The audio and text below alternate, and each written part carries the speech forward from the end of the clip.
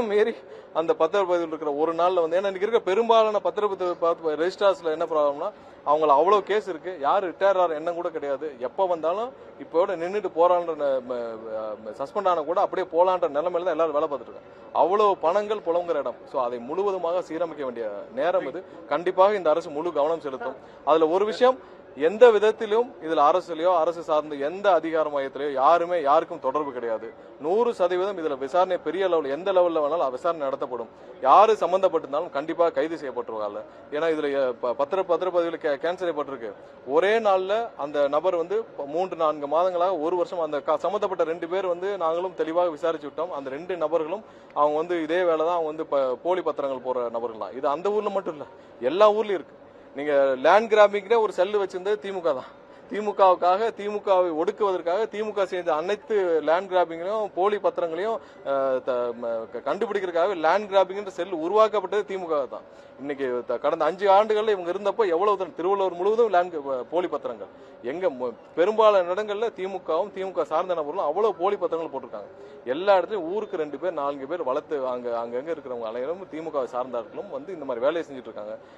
எல்லா லெவலையும் அதை சீரமைக்க வேண்டிய வேலைகள் இருக்கு. அந்த துறை அமைச்சர் முழுமையா ஈடுபட்டு இருக்காங்க. எந்த அளவிலும் இந்த அரசு எந்த ஒரு ரூபாய் கூட அந்த அரசு சார்பாக எதிலையும் அதில் ஈடுபடுத்தப்படவில்லை. முழு அளவில் விசாரணை நடந்துட்டு இருக்கு. இது ஒரு பத்திரம் மட்டும் இல்ல, இது மாதிரி நிறைய பத்திரங்கள் அங்கங்க இப்படிதான் இருக்கு. யாராவது கவனத்துக்கு வந்தா கண்டிப்பா கொடுங்க. அது பத்திரம் ரத்து செய்யப்படும், கடுமையான நடவடிக்கை எடுக்கப்படும். அது சம்பந்தப்பட்ட நபர்கள் அனைவரும் கைது செய்யப்படுவார்கள். நிறைய பேர் வந்து என்ன லேண்ட் கிராபிங் செல்ல போய் கம்ப்ளைண்ட் கொடுக்கவே தெரியாம இருக்காங்க.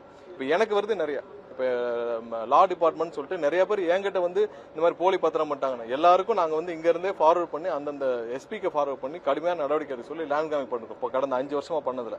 சோ இது மாதிரியான நிறைய விஷயங்கள் பத்திரப்பதிவுத்துறையில கண்டிப்பாக கடந்த 5 ஆண்டுகள் அவ்வளவு தூரம் மோசடி செய்யப்பட்ட, அவ்வளவு தூரம் பண வசூல் செய்யப்பட்ட ஒரு துறை.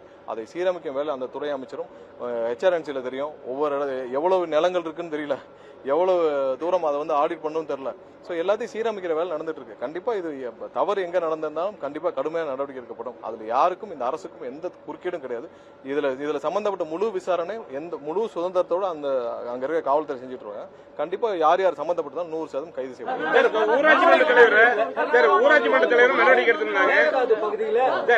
ஊராட்சி மன்ற இண்டஸ்ட்ரி ரிலேட்டட் டெசிஷன் ஏதாவது எடுத்துக்கலாம். 89 பக்கத்துல காவல் மரணங்கள் நடந்தா அது அரசின் நிர்வாக தோல்வி, ஒரு அரசின் தோல்வின்னு இங்க பாருங்க, யார் இங்க பாருங்க, இல்ல ஒரு இடத்துல இல்ல, இங்க பாருங்க, ஒரு காவல்துறையிலயோ இல்ல காவல் நிலையங்கள்லயோ இல்ல ஏதாவது சிறையிலயோ மரணங்கள் ஏற்பட்டால் முன்னாடி இருந்த அரசுகள் எப்படி செயல்படுச்சு, எவ்வளவு மூடி மறைச்சது.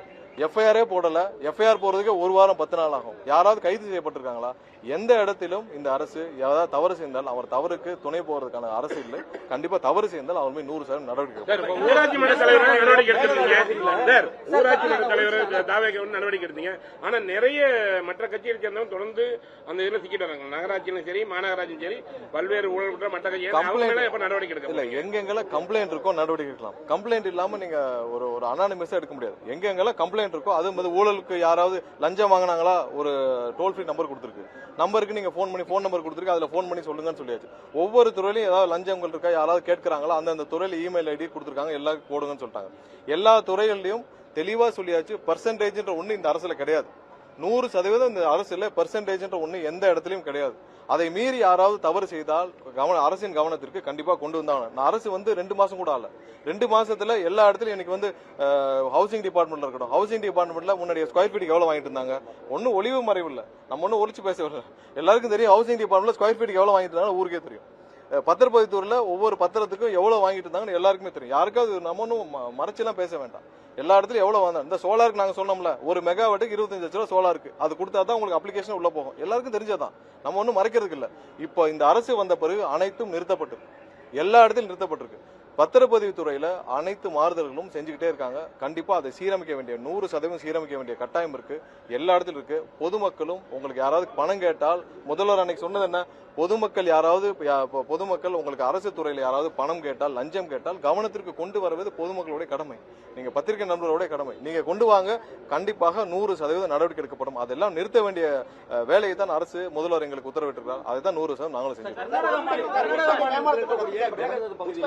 திட்டம் ரத்து செய்யப்பட்டிருக்கு, அமைச்சர் கொடுத்தது முடிவு எடுக்கப்பட்டிருக்காரு. இல்ல அது குறித்து விரிவான அந்த துறையில இருந்து ஆராய்ஞ்சிட்டு வராங்க. மாற்று என்ன செய்யணும் என்னன்னு சொல்லிட்டு விரிவாக ஆராய்ஞ்சிட்டு வராங்க. ஏன்னா அதுல வந்து ஹையர் ரேட்டுக்கு அவங்க வந்து பழைய ப்ரொபோசல் ஹையர் ரேட்டுக்கு ப்ரொபோசல் இருந்திருக்கு. எல்லா இடத்துலயும் உங்களுக்கு தெரியும் 30% 20% கமிஷனும் சேர்த்து தான் ப்ரொபோசல்ல இருக்கு.